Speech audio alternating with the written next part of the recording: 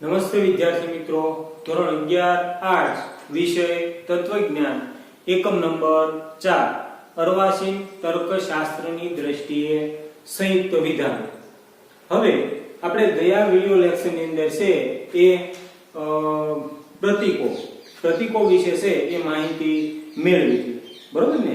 કે ભાઈ પ્રતીકનું છે આપણા જીવનમાં મહત્વ શું છે, બરોબર ને?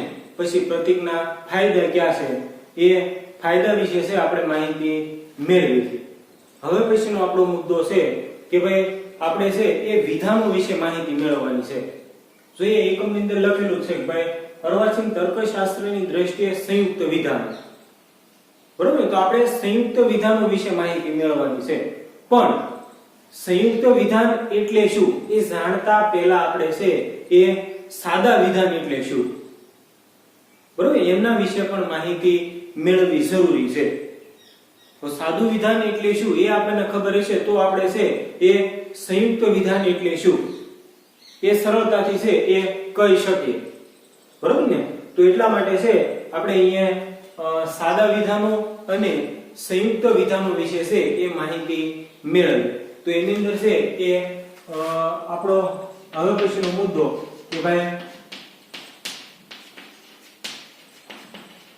સાદા વિધાનો અને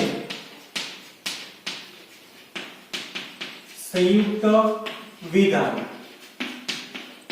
આ હવે પછીનો આપણો મુદ્દો છે કે ભાઈ સાદું વિધાન એટલે શું અને સંયુક્ત વિધાન એટલે શું, બરોબર ને? તો એની અંદર આપણે પહેલો મુદ્દો છે આપણો કે ભાઈ સાદું વિધાન એટલે શું, એની વ્યાખ્યા છે.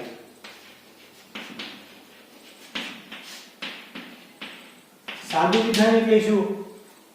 તો ભાઈ સાદું વિધાન એટલે કે ભાઈ જે વિધાનની અંદર છે એ બીજા કોઈ વિધાનોનો સમાવેશ ન થતો હોય એને સાદું વિધાન કહેવાય, બરોબર? જો આપણે વ્યાખ્યા લખી કે ભાઈ જે વિધાનમાં બીજા કોઈ વિધાનોનો સમાવેશ થતો ન હોય તેને સાદું વિધાન કહેવાય છે. કે ભાઈ જે વિધાનની અંદર બીજા કોઈ વિધાનોનો સમાવેશ થતો નથી એવા વિધાનને છે એ સાદું વિધાન કહેવાય, બરોબર? દાખલા તરીકે કોઈ પણ લઈ લો કે ભાઈ ઉદાહરણ તરીકે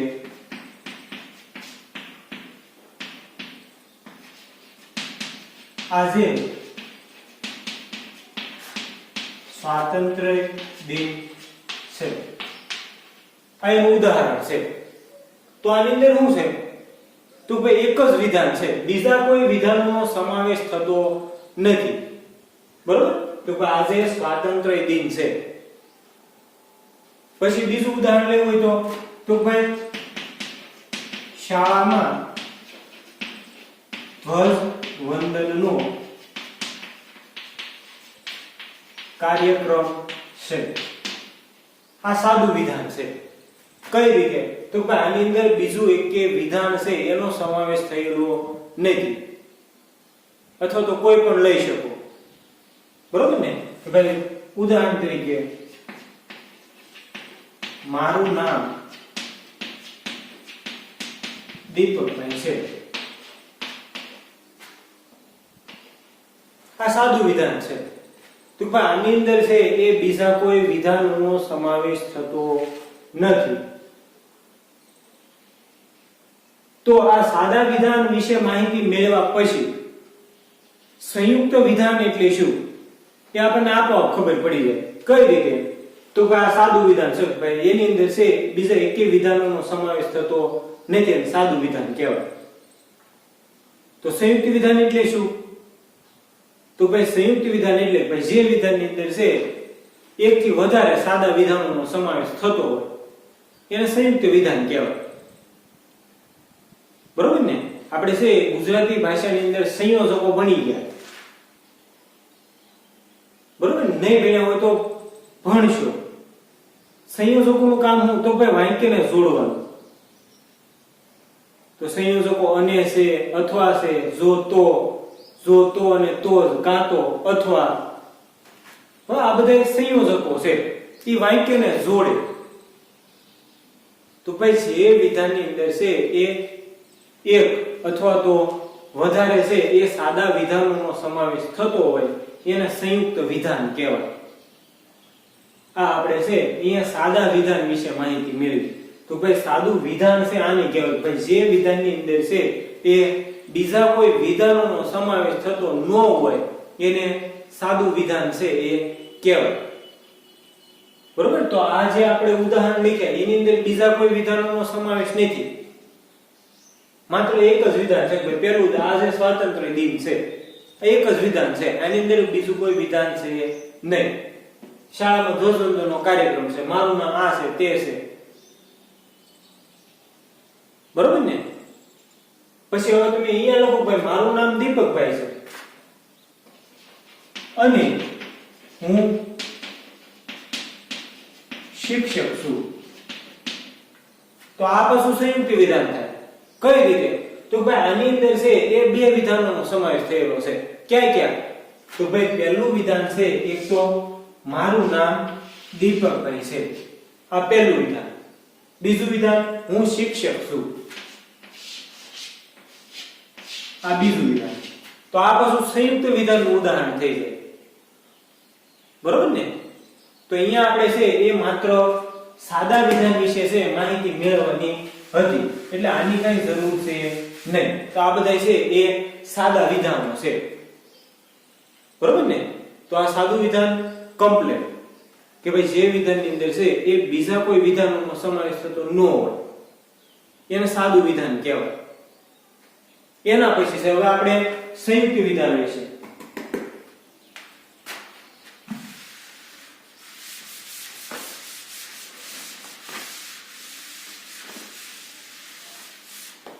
હવે આપણે છે એ સંયુક્ત વિધાન. બરોબર ને? સંયુક્ત વિધાનની આપણે વ્યાખ્યા જોઈએ. તો ભાઈ એની વ્યાખ્યા એવી હોય ભાઈ જે વિધાનમાં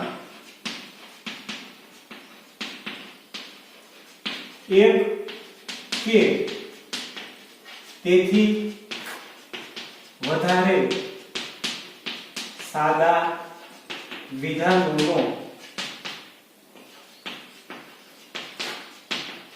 સમાવેશ થતો હોય તેને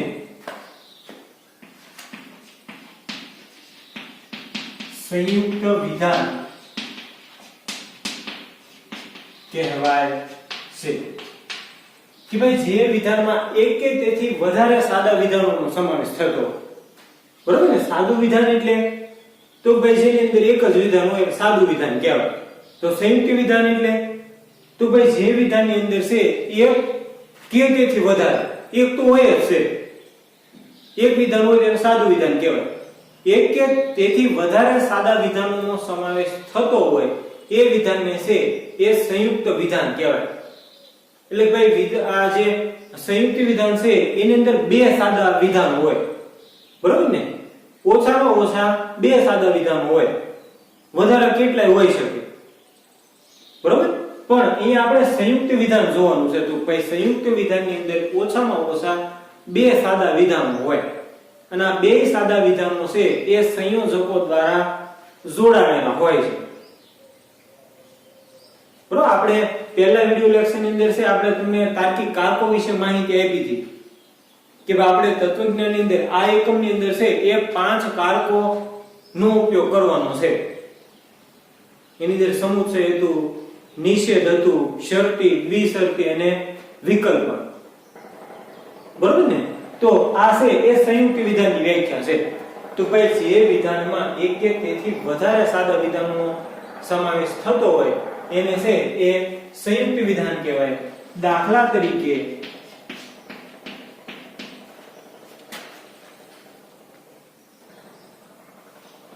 આજે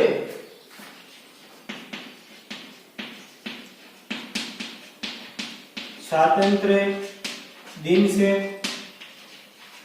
અને શાળામાં ધ્વજ વંદનનો કાર્યક્રમ છે. બરોબર?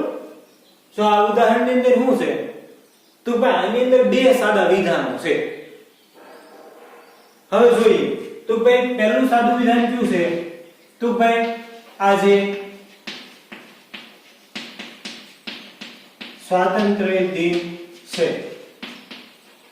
આ પહેલું વિધાન છે. બીજું વિધાન તો ભાઈ બીજું વિધાન છે જો આ સંયોજક છે એટલે આને ગણવાનું નથી.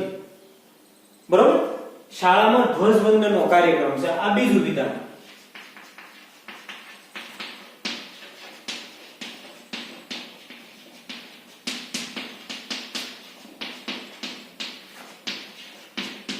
આ બીજું વિધાન. આ બંને વિધાનોને અને દ્વારા છે એ જોડવામાં આવેલું છે. હવે આપણે પહેલા વિડિયો લેક્ચરની અંદર છે એ આ અને ક્યુ તાર્કિક કારક લાગુ પડે એ આપણે તમને કીધું હતું. બરોબર ને? તો આ અને છે એના માટે છે આપણે સમુચ્ચયનો ઉપયોગ કરીએ. બરોબર ને? તત્વજ્ઞાનની અંદર છે આ અને છે તો એને સમુચ્ચય દ્વારા ઉપયોગ છે એ કરીએ. આપણે છે એ પ્રાતિક રજૂઆત જોઈ હતી. બરોબર ને? કે ભાઈ આ પ્રતીકોનો ઉપયોગ દ્વારા છે એ દલીલને એક તો સંક્ષેપમાં લખીએ કે સ્પષ્ટ રજૂઆત છે કરી શકાય. તો આ અને છે એને આપણે સમુચ્ચય દ્વારા છે એ રજૂ કરીએ છીએ. બરોબર? તો આ છે એ સંયુક્ત વિધાન છે. સંયુક્ત વિધાન એટલા માટે કે ભાઈ આ ઉદાહરણની અંદર છે એ બે વિધાનો છે. વ્યાખ્યા જોઈ લે કે ભાઈ એક કે તેથી વધારે સાદા વિધાનોનો સમાવેશ થતો. અહીંયા એક છે અને બે એટલે ભાઈ બે સાદા વિધાનોનો સમાવેશ છે એ થયેલો છે. એટલા માટે આ ઉદાહરણ છે એ સંયુક્ત વિધાનનું છે. બરોબર ને? હવે બીજું ઉદાહરણ જોઈએ. જો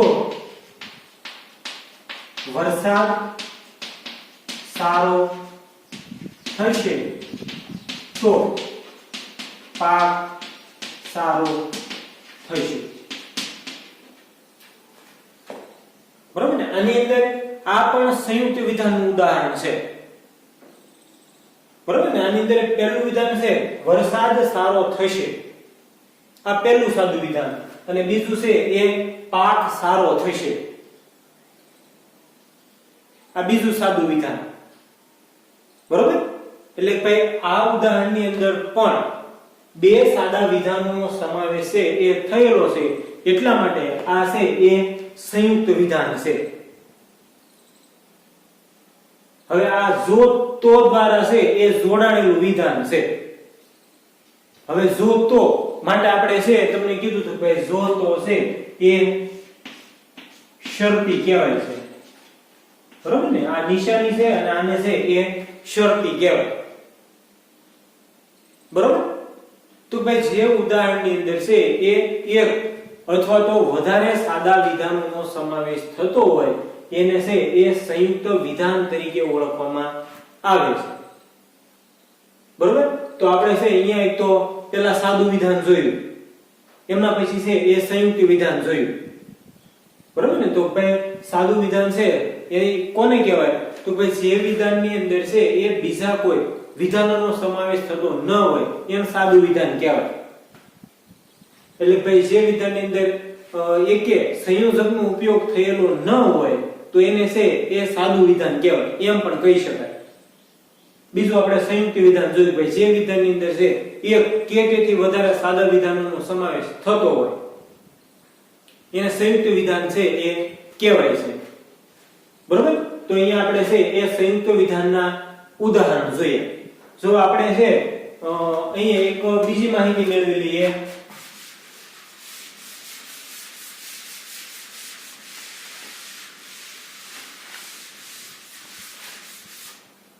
કે આપણે આ એકમની અંદર છે એ જે સંયુક્ત વિધાનો આવે છે બરોબર ને એ 5 તાર્કિક કારકો દ્વારા છે એ જોડાયેલા હશે. બરોબર ને? એ 5 તાર્કિક કારકો છે તમારે વ્યવસ્થિત રીતે તૈયાર કરવાના રહેશે. કે ભાઈ શરતી છે તો એનું ગુજરાતીમાં શું કહેવાય દ્વિશરતી છે તો એના માટે કયા સંયોજકનો ઉપયોગ થાય? બરોબર, એક આપણે જોઈ લઈએ, તમારે વ્યવસ્થિત રીતે છે એ પાકું કરવાનું રહેશે. બરોબર ને?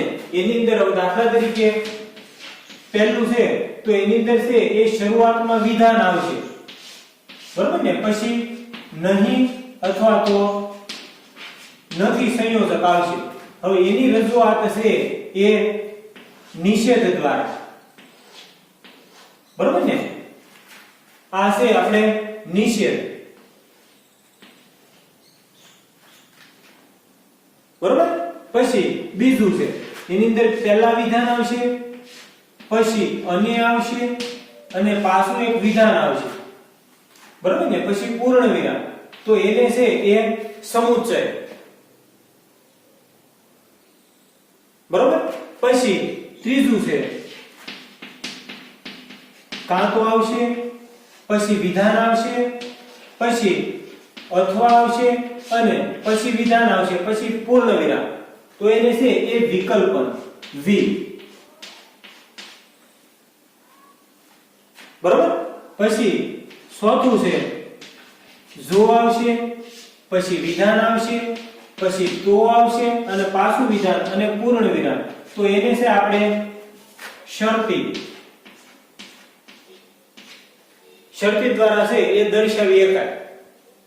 પછી પાંચમું કારક છે જો આવશે, પછી વિધાન આવશે, પછી તો અને તો અને પાછું વિધાન આવશે, પછી પૂર્ણ વિરામ અને એને છે આપણે દ્વિશરતી કહીશું. બરોબર? તો આ ખાસ તમારે એક યાદ રાખવું પડશે. બરોબર? આ એક તમારે લખી લેવાનું અને વ્યવસ્થિત રીતે છે એ તૈયાર કરી નાખવાનું.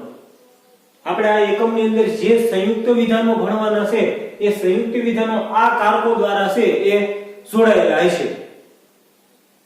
બરોબર? વિધાનનો છે એ નિષેધ કરેલો હોય તો આ નિષેધ દ્વારા દર્શાવવાનું. પહેલા વિધાન, પછી અને પાછું વિધાન, તો એ સમુચ્ચય. કાં તો અથવા માટે વિકલ્પન, જો તો માટે શરતી, જો તો અને તો જ માટે છે એ દ્વિશરતીનો ઉપયોગ છે એ થાય છે. બરોબર? તો આજે આપણે છે એ સાદું વિધાન અને સંયુક્ત વિધાન વિશે છે એ માહિતી મેળવી. હવે આપણે છે એ પાઠ્યપુસ્તકમાંથી છે વિસ્તૃત માહિતી મેળવવાની છે, પણ એ હવે છે આપણે હવે પછીના વિડિયો લેક્ચરની અંદર છે એ માહિતી મેળવશું.